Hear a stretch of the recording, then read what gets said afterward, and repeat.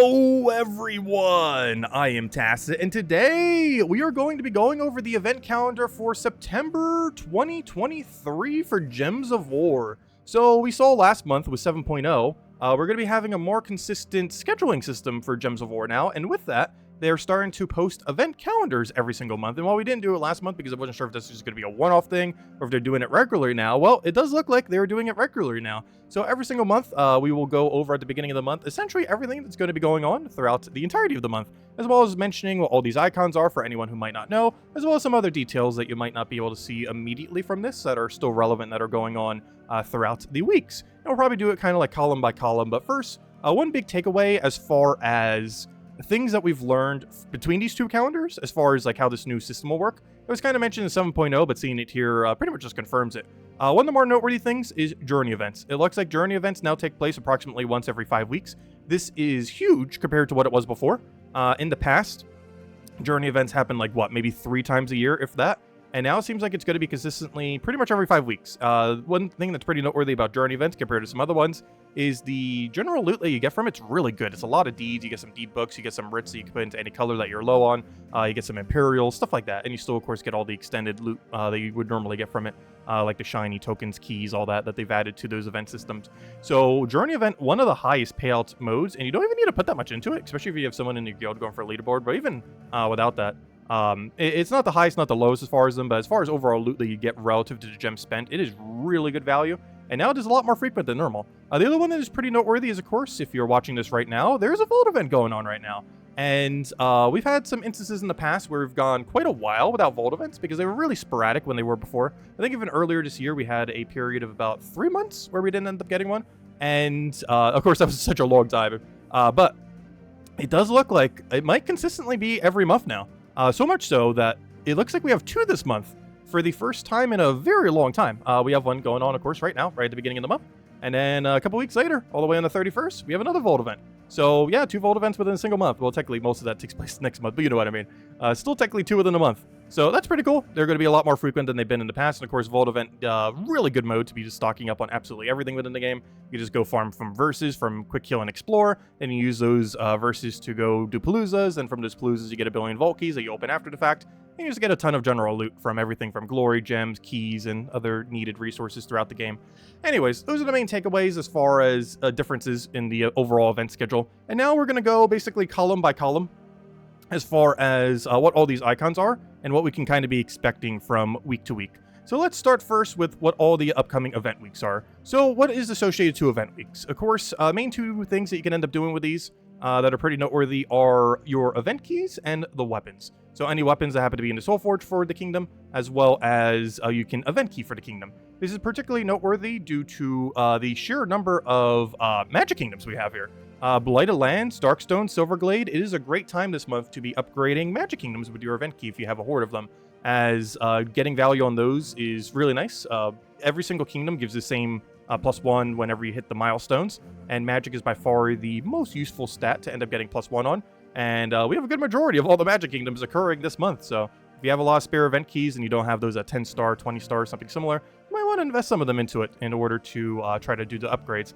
Aside from that, we have Blighted Lands, then Darkstone, then Merlantis, then Silverglade. One thing pretty noteworthy about Silverglade this time around is we're actually getting a really good blue troop. That specific blue troop is the Journey version, because of course we're getting associated to Journey.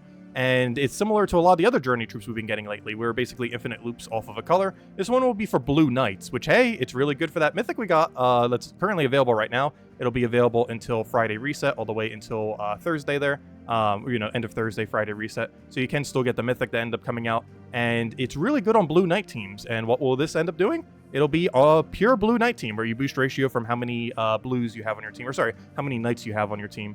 And yeah, you could just do that with its blue spam and get 15 or even 16 because it will be shinyable if you happen to go that far with it. Of the 6, it will probably be the weakest one of them. However, it will synergize really well with the mythic we currently have available right now. So great time to be able to go get that, and definitely highly advise off of that Journey event.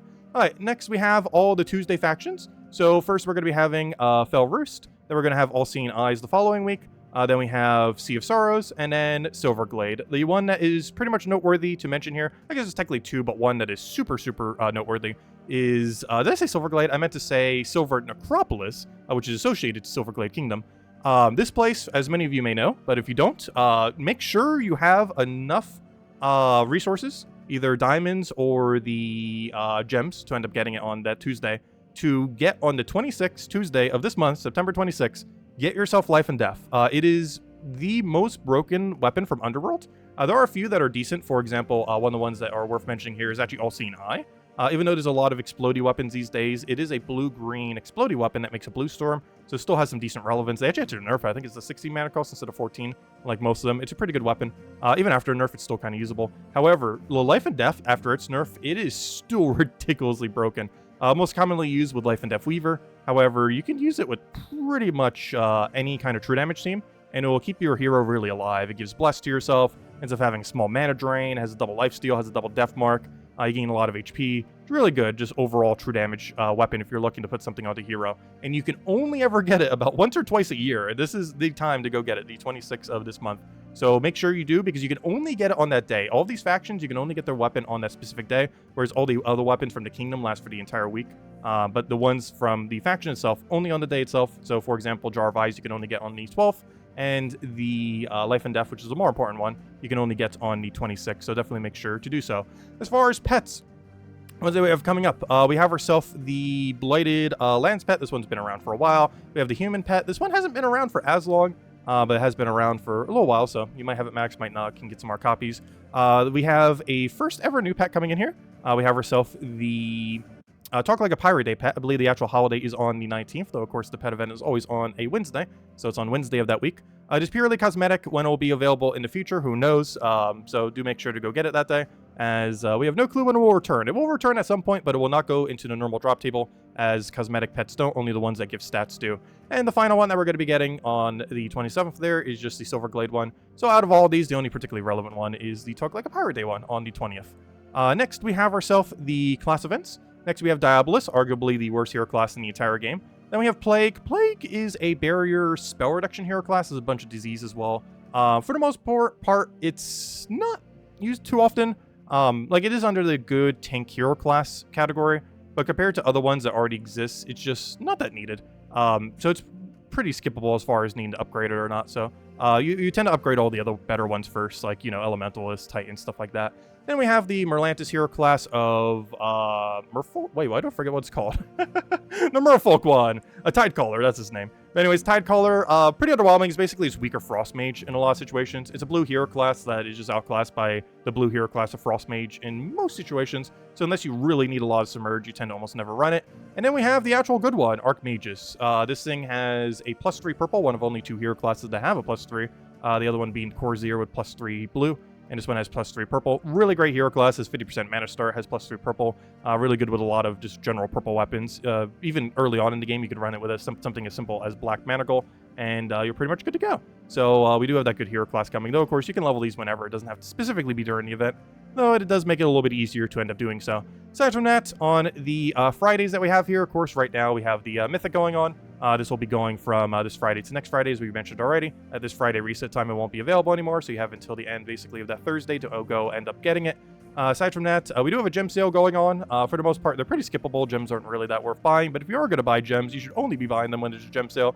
So we have that going on from the 15th to the 17th or so. I'm not sure the exact day range of it, but that weekend you'd be able to go and do so. And aside from that, as far as actual weekend events that we have going on, of course, 2 Vault events, most noteworthy thing by far, happening this month. The first one happening literally as we speak, and the other one happening on the 31st, and it will last until the wait, I'm starting to be confused as to what day is which day. No, it'll go until the 30th to the 1st. So you'll have those 3 days, the 30th, 31st, and 1st of October. And then on that Monday reset time on the 2nd of October, it would end up ending. And yeah, that's pretty much everything of relevance, because of course, Bounty Hunter, it's okay. It's pretty pricey for what you get in return these days, though. Arena is basically a non-existent event. And Faction Expansion. Oh, I did actually forget to double check. I actually don't remember which faction expansion this is for, but luckily, there is Terran's World, so if we ever forget something, we can go here. Okay, which faction expansion was this? We should be able to see it pretty easily. It's on the 24th, so we just go down to the 24th. And why is there not a troop here? Oh, yeah, it's this one right here. So, City of... Oh, that's an interesting one. City of Thieves. So, City of Thieves is... Oh, this actually could be really interesting. I'm not sure if we know what the layout is for this yet. One reason why City of Thieves is pretty relevant is it's already really good for loot. And if they're going to try to make a better one for City of Thieves, ooh, that could be kind of interesting. Oh, we'll have to see what ends up happening then. I'm pretty sure the troop is going to be useless like every single other time. Yeah, it looks pretty average compared to the teams you would already run. So the troop itself might not be that interesting, but I'm actually really curious what the layout will be. As, of course, City of Thieves is among one of the absolute best places to go and farm loot if you're going to do it like every single day. You can end up doing it because there's so many treasure rooms just directly from the first room, as well as a lot of just generally good multiplier because of 2 tier 5s that are there, combined with like being surrounded by treasure rooms essentially. You can end up getting a lot of loot there. You can also use a lot of the Cedric teams to max out your gold there and other things, like with Leprechaun and stuff.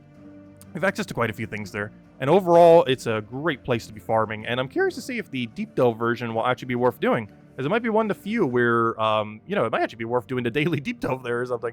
I don't know, we'll have to see when that comes out. But yeah, I didn't even think about that, but that's actually a pretty interesting kingdom for that to be associated to.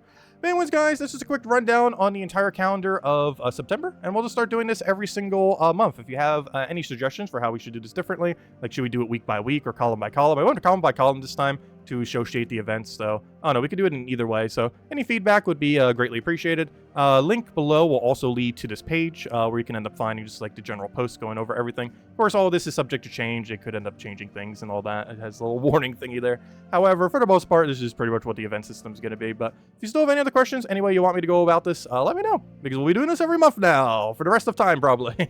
As long as they keep posting them, might as well. That's a nice little graphic just to make it a little bit easier to understand what on earth is going on every single month. Of course, Terran's World and stuff like that already kind of does that, but just a nice official way to kind of visualize it a little bit better. Anyways, guys, have a wonderful weekend. Best of luck with the Vault events, I should say. More than one. One right now, one in a couple weeks from now. And best of luck with everything. Goodbye, and thanks for watching.